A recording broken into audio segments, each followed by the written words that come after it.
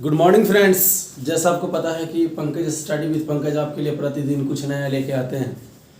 आप लोगों को हम प्रतिदिन कहते हैं कि आप सुबह उठिए और अपने लिए एक छोटा सा लक्ष्य बनाइए और उस लक्ष्य को पूरा करने में दिन भर लगा दीजिए। लाइफ आपकी ऑटोमेटिकली क्या हो जाएगा, खुद ब खुद आसान हो जाएगा।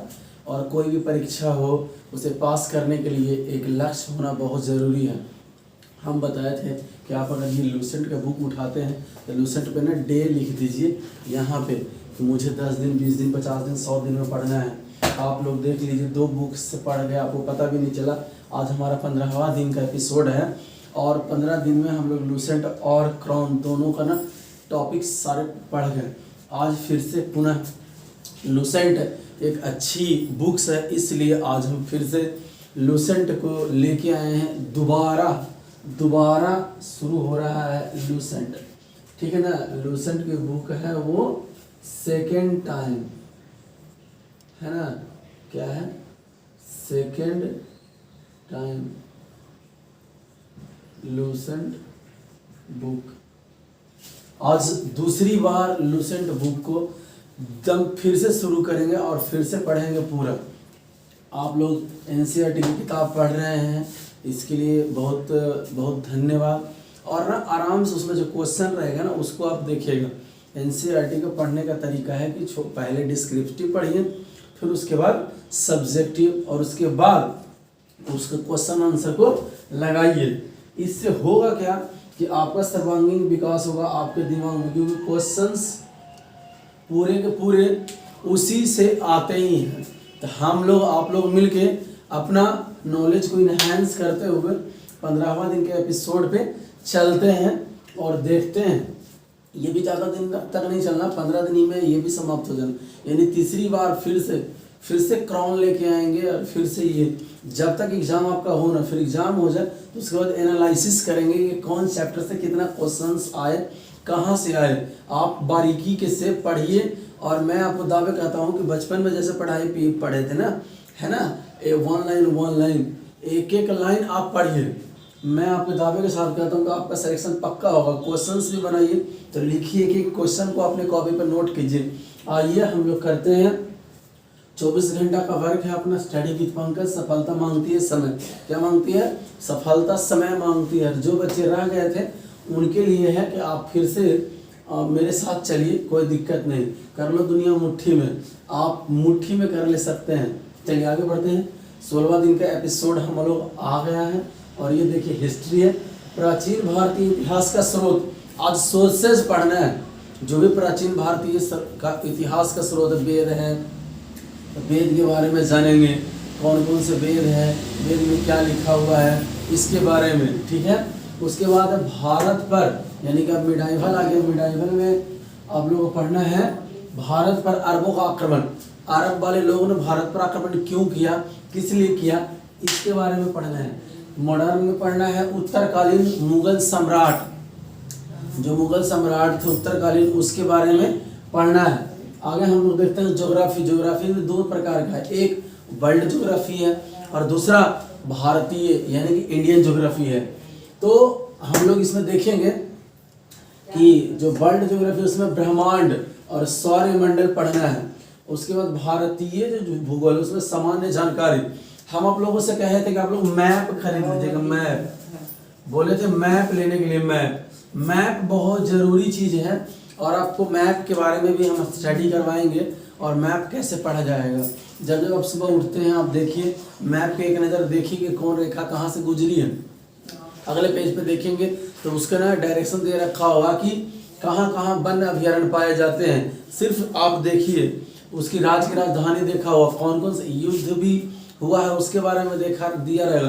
कहाँ गेहूँ के उत्पादन से खनिज लवण से, इन सब से ना चैप्टर्स में दिए होते। सिर्फ आपको प्रतिदिन देखना है एक नज़र और कुछ नहीं करना है। आगे बढ़ते हैं मित्र और देखते हैं अपना पॉलिटिकल साइंस में संविधान का संक्षिप्त इतिहास।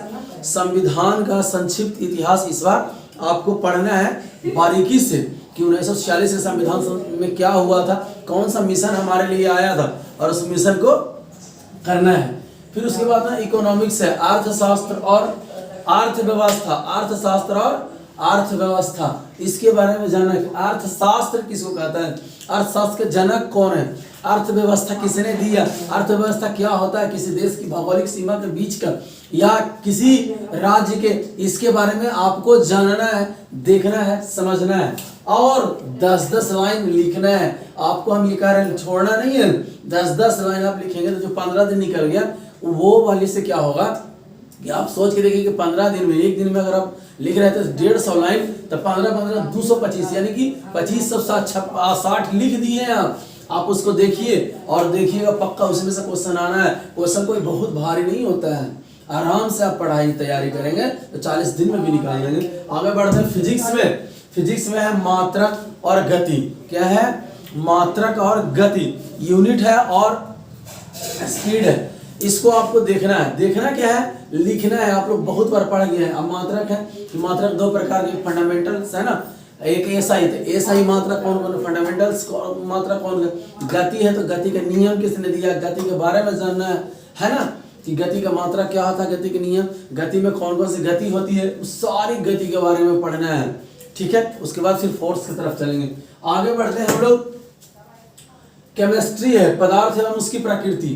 अब पदार्थ किसको कहते हैं ना, पदार्थ मैटर है ना, और उसके नेचर के बारे में आपको जानना और 10 लाइन लिखना है लूसेंट के पहले पेज पे।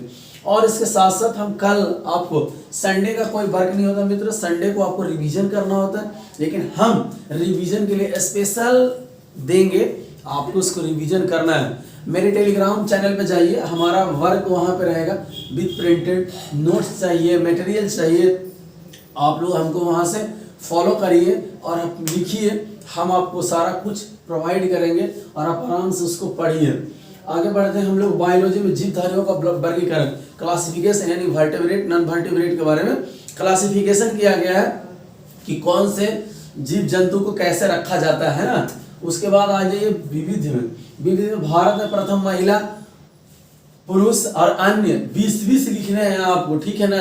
अब एक और आपका करंट अफेयर जुड़ गया होगा, आप लोग जानेंगे कि पहला है ना, आदिवासी क्षेत्र से आने वाले हमारे राष्ट्रपति महामहिम बनी है ना, द्रौपदी मुर्मू।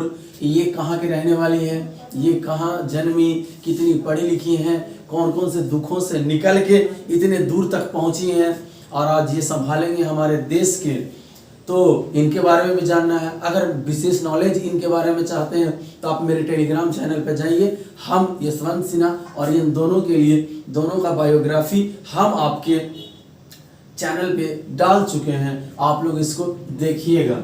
आगे आते हैं मित्र और बढ़ते हैं हम लोग मैथ के दुनिया में।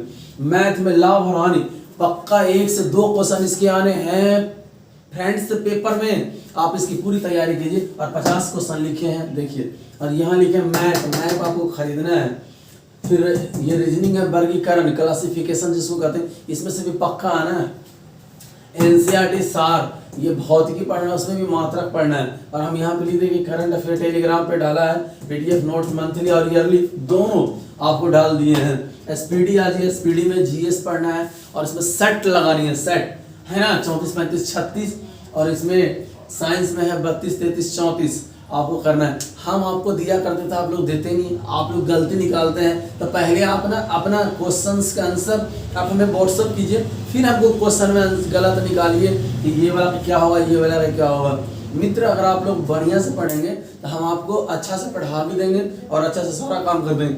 आप लोग अपने मन से तो सिर्फ वर्क लीजिए, काम कीजिए।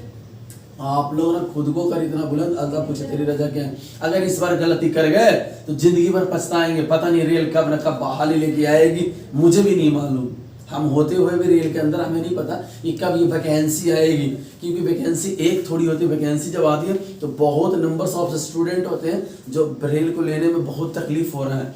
तो आप लोग से अनुरोध है कि कोई गलती ना करें, जैसे हम कह रहे हैं वैसे पढ़िए, है ना। काफ़ी परीक्षाओं का अनुभव आपके सामने शेयर करने जा रहे हैं, 13 नौकरियां का देख लीजिए यहाँ पे, और ये सब कुछ नहीं है। आइए करंट अफेयर आज का और 23/7 का ये लिख दिया, और 22 का 21 का दोनों 1 से 2 घंटा पढ़िए। और टॉपिक है 8वीं 9वीं, इसको फिर से देखना है, बहुत अच्छा है। नियुक्तियां हैं यहाँ पे, फिर ये करंट अफेयर के लिए हम आपको दिए हैं कि आप ना फॉलो भी कर सकते हैं, जैसे आई नेक्स्ट है, युवा पत्रिका है, आप इस पत्रिका को खरीद भी सकते हैं। 12 रुपये की एक पत्रिका है, बहुत अच्छी पत्रिका है, आप लोग उसको परचेज कीजिए और इसको खरीदिए। आगे बढ़ते हैं, यहाँ पे सेट मॉर्निंग और इवनिंग, आप लोग ना 2 सेट लगाइए, एक मॉर्निंग में और एक इवनिंग में। मॉर्निंग में अगर किसी प्रीवियस ईयर लगाते हैं तो शाम में आप ना सेट लगाइए जो मॉडर्न सेट हो, ये मॉडल सेट हो, ठीक है। और ग्रुप डी का ही होना चाहिए, अगर ग्रुप डी अभी चल रहा है तो ग्रुप डी चलना चाहिए। बिहार एसएससी की तैयारी जो कर रहे हैं, बिहार एसएससी की तैयारी के लिए बिहार एसएससी वाला अपना बनाइए, टेस्ट लगाइए, है ना। फिर यहाँ पे चलते स्टडी विद पंकज है, पीडीएफ टेस्ट, ऑनलाइन नोट्स, ये हम आपको सुबह के लिए एक लक्ष्य दे रहे हैं जो आपके मोबाइल पे 8 बजे तक आपके पास चला जाता है। ग्रुप डी वर्क है, एनसीईआरटी आज ये 7वीं क्लास का चल रहा है, उसमें टॉपिक चल रहा है 13 नंबर में गति एवं समय, 14 में विद्युत धारा और उसके प्रभाव। अगर किसी को कोई प्रॉब्लम है, लगता है कि हम आंसर नहीं दे पा रहे हैं, तो आप हमें मेल भी कर सकते हैं pkpandit@388gmail.com। आप इस पे हमें मेल भी कर सकते हैं, हम आप लोगों के लिए सुनहरा मौका। इधर आप देखिए थे CTET के लिए लेके आए, इसका भी 3rd डे चल रहा है, आप लोग ना करिए। मैं बहुत दिनों से पढ़ा रहा हूँ, 2008 से ही, ठीक है, और न जाने कितने बच्चे सफल हो गए। और ये वाला प्रोग्राम बहुत ज़्यादा दिन से चल रहा है, 2008 से जब पहली बार CTET आया था। तो आप लोग से उम्मीद करते हैं कि होमवर्क देने वाला आपकी यूट्यूब पे पहली बार कोई है जो आपको होमवर्क दे रहा है इस प्रकार से, तो आप इस पे करिए। और हमारे बिहार के सर हैं GS मास्टर, वो भी दे रहे हैं, वो बड़े स्तर के लिए बिहार के लिए दे रहे हैं, हम आपको छोटे स्तर के लिए यानी कि रेल के लिए दे रहे हैं, है ना, HSSC के लिए दे रहे हैं, CTET के लिए दे रहे हैं। तो आप लोग से अनुरोध है कि आप लोग मन लगा कर काम कीजिए और सफलता निश्चित आपकी होगी, ये मैं आपके दावे के साथ कह रहा हूँ। अगर आप हमें फीस देते हैं, कुछ करते हैं, तो मैं आपको लिख देता हूँ कि आपकी होनी है। अगर नहीं हुआ मेरे कथनानुसार, तो जो आप मुझे 1 रुपये, 2 रुपये, 10 रुपये, 100 रुपये, 50 रुपये देंगे, आप वो मेरे से ले जाना चक्रवृद्धि ब्याज सहित। और इससे ज़्यादा हम क्या कह सकते हैं, आप लोग करिए। आशा करते हैं कि मेरे द्वारा दिया गया होमवर्क आपको समझ में आ रहा होगा और मेरे द्वारा कड़वा वचन बोला गया आप इसको दिल में अपनाएंगे और कुछ बनने के लिए चेष्टा करेंगे। आशा करते हैं कि आपको समझ में आ रहा है। Thank you, bye, have a nice day. आप इस काम को करिए, उम्मीद करते हैं। Thank you.